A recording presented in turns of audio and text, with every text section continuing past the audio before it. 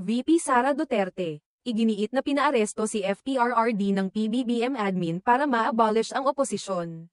Ipinahayag ni Vice President Sara Duterte ang kanyang saloobin ukol sa paggamit ng administrasyon ni Pangulong Ferdinand Bongbong Marcos Jr. ng International Criminal Court, ICC, upang wasakin ang oposisyon, kasunod ng pag-aresto sa kanyang amang si dating Pangulong Rodrigo Duterte. Ayon kay VP Sara, ginagamit umano ng kasalukuyang gobyerno ang ICC para sirain ang mga politikal na kalaban, at iginiit niyang mali ang hakbang na ginawa ng pamahalaan laban sa kanyang ama.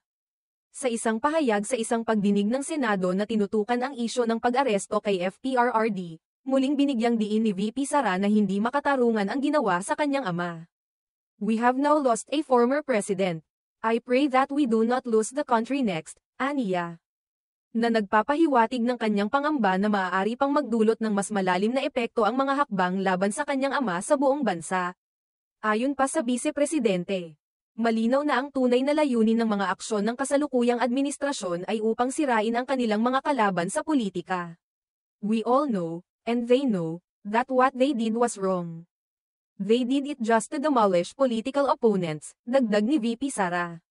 Ipinahayag din niya na ito ay isang isyu ng politika, at ginagamit na lamang ng gobyerno ang mga yaman ng bansa at ang ICC upang pabagsakin ang mga hindi kaalyado ng administrasyon. "This is all about politics.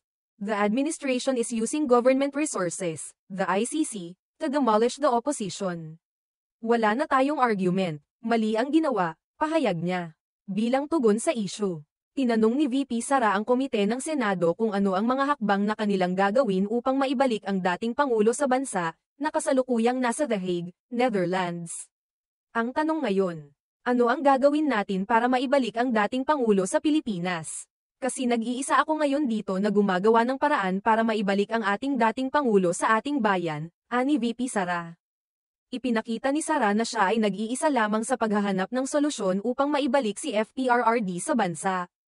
Isang mensahe na nagpapakita ng kanyang malasakit at pagsusumikap para sa kanyang ama. Ang mga pahayag ni VP Sara ay tumutukoy sa mga pangyayari noong 11 ng Marso, kung saan inaresto si dating Pangulong Duterte sa Ninoy Aquino International Airport at dinala sa headquarters ng ICC.